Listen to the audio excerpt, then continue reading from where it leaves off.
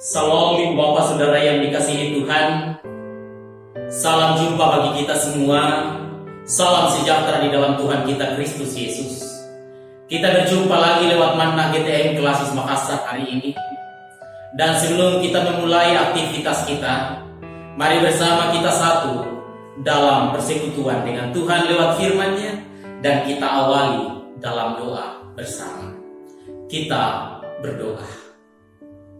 Kami mengucap syukur ya Allah akan pemeliharaan-Mu. Kami berterima kasih untuk kasih setia-Mu. Dan hari ini kami akan menjalani aktivitas hidup kami. Kami mohon kuasa Roh Kudus memampukan kami kuat dan sehat menjalani hidup ini. Dan firman-Mu akan kami jalani dan hidupi sepanjang hari ini. Berfirmanlah Tuhan Yesus, kami siap merenungkan firman-Mu memulai aktivitas hari ini. Amin. Kekasih-kekasih Kristus, firman yang akan kita baca dan renungkan hari ini dari kitab Pengkhotbah pasal 4 ayat 9 sampai 12 yang berbunyi sebagai berikut. Dalam kitab Pengkhotbah pada pasalnya yang keempat, ayatnya yang ke-9 sampai ayatnya yang ke-12. Firman Tuhan. Berdua lebih baik daripada seorang diri, karena mereka menerima upah yang baik dalam jerih payah mereka. Karena kalau mereka jatuh, yang seorang mengangkat temannya. Tetapi wahai orang yang jatuh, yang tidak mempunyai orang lain untuk mengangkatnya. Juga kalau orang tidur berdua, mereka menjadi panas. Tetapi bagaimana seorang saja dapat menjadi panas? Dan bila mana seorang dapat dialahkan, dua orang akan dapat bertahan. Tali 3 lembar tak mudah diputuskan. Amin untuk kebenaran firman Tuhan. Saudara-saudara kekasih-kekasih Kristus yang tentu tetap dikasihi dan dilindungi oleh Tuhan. Manakah yang lebih mudah? Manakah yang lebih gampang? Mengangkat sebuah beban dengan bersama-sama, atau mengangkat sebuah beban atau benda atau meja dengan seorang diri? Pasti kita semua akan sepakat bahwa mengangkat sebuah beban atau sebuah benda akan lebih mudah, akan lebih gampang ketika dilakukan secara bersama-sama. Atau di sisi lain, bahwa akan lebih mudah, akan lebih menyenangkan berjalan bersama-sama di tempat gelap, sunyi, apalagi seperti di kuburan, daripada berjalan seorang diri saja. Apalagi kalau di kuburan mungkin akan menakutkan kalau berjalan seorang diri di tengah situasi gelap, suasana malam. Akan lebih mudah dan menyenangkan kalau bisa berjalan bersama-sama dengan orang lain. Atau dengan yang lainnya lagi, Ibu Bapak. Ketika kita pergi rekreasi atau tamasya, tentu lebih menyenangkan ketika kita bertamasya, rekreasi dengan banyak orang daripada seorang diri saja. Nah, karena itu mau mengatakan saudara-saudara bahwa yang kita sebutkan beberapa contoh tadi ternyata lebih mudah, lebih menyenangkan, lebih mengasihkan ketika dijalani secara bersama-sama. Tetapi bagaimana misalnya ketika urusan mau bagi-bagi berkat, mau bagi-bagi rezeki, mau bagi-bagi sembako? Mana yang lebih menurut Ibu Bapak, bersama-sama banyak orang atau sendiri? Lebih enak sendiri mungkin, karena lebih sendiri, lebih sedikit, lebih banyak yang kita bisa dapatkan. Nah, Bapak Ibu Saudara yang dikasihi Tuhan, renungan firman Tuhan pada pagi hari ini menyapa kita semua. Dalam kitab Pengkhotbah 4 ayat 9 sampai 12 mengajak kita untuk melihat arti pentingnya hidup bersama-sama dalam suasana kebersamaan yang indah. Suasana hidup bersama-sama dalam kebersamaan yang indah satu dengan yang lain.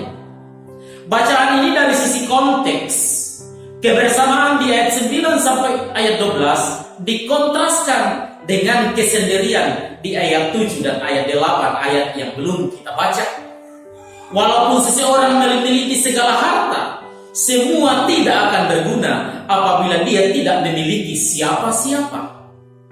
Relasi atau hubungan yang baik satu dengan yang lainnya adalah lebih penting daripada kekayaan.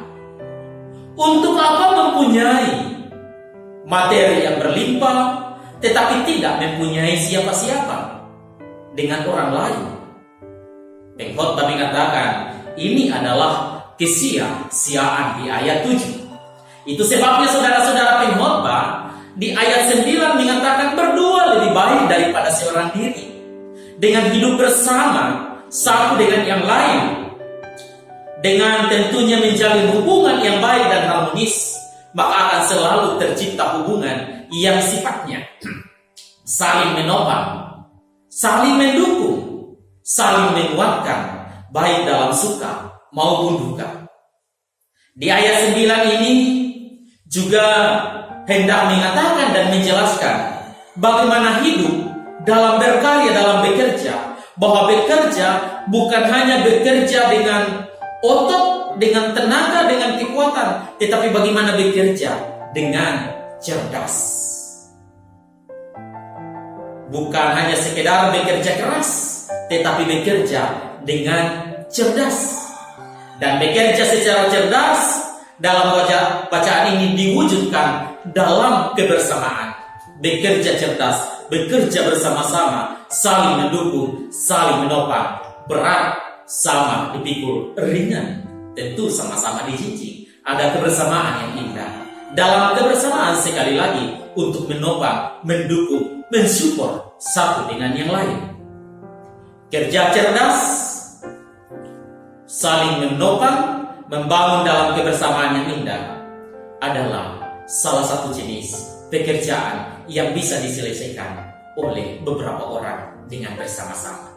Selanjutnya di ayat 10 sampai ayat 11, pengkhotbah memberikan beberapa contoh konkret yang diangkat dalam konteks perjalanan zaman kuno saat itu, yaitu perjalanan katakanlah pebisnis atau orang-orang pada zaman dahulu seringkali memakan waktu yang sangat lama, melewati perjalanan yang cukup jauh dan juga perjalanan yang kurang aman.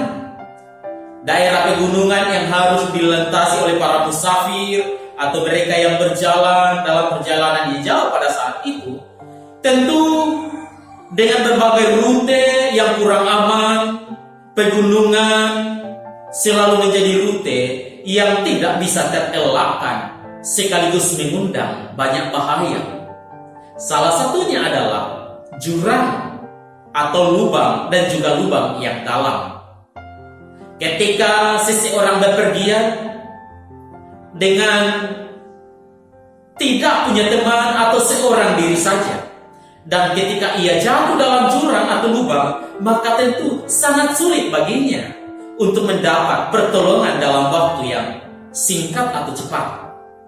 Tetapi dengan memiliki teman dalam perjalanan, maka seseorang akan bisa membantu orang lain ketika orang lain jatuh. Ini dikatakan dalam ayat 10 bacaan kita.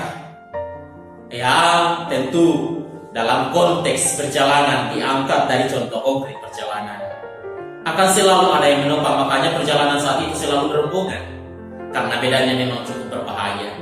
Demikian juga di ayat 11 tentang kehangatan. Karena perjalanan yang cukup jauh tersebut seringkali harus terpaksa bermalam di tengah hutan atau padang gurun. Dan jika ini terjadi, mereka harus bersiap menghadapi hawa dan angin yang dingin, yang sangat ekstrim. Jika bepergian, tentu dengan rombongan, mereka bisa saling menghangatkan satu dengan yang lain. Orang-orang kuno pada saat itu, ibu bapak, sudah terbiasa tidur sambil berpelukan dalam tanda kutip untuk saling menghangatkan satu dengan yang lain. Tujuannya adalah saling menghangatkan.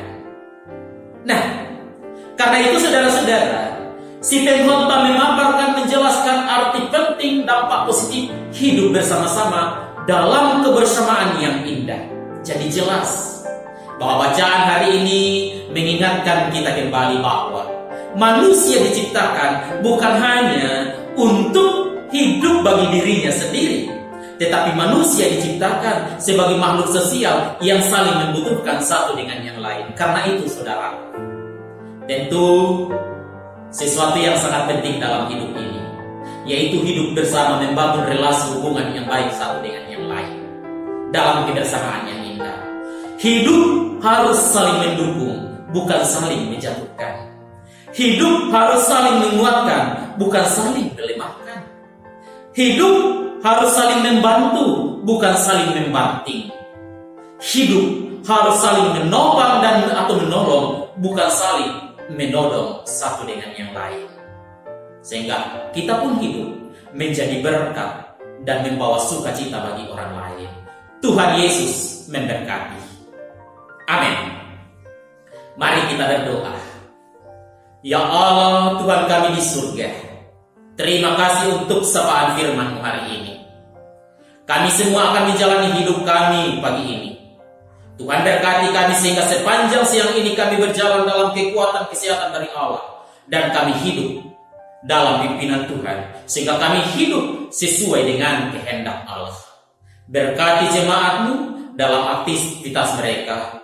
Warga GTM Klasis Makassar diberkati Tuhan, dipelihara Tuhan, dan hidup mereka selalu dijamin dalam damai sejahtera-Mu ya Tuhan. Terima kasih Bapa. Ini syukur kami, ini syafaat kami. Kami bermohon dan mengucap syukur hanya kepada-Mu ya Tuhan Allah kami di surga. Amin. Demikian Mana GTM pagi hari ini. Tuhan Yesus memberkati kita semua.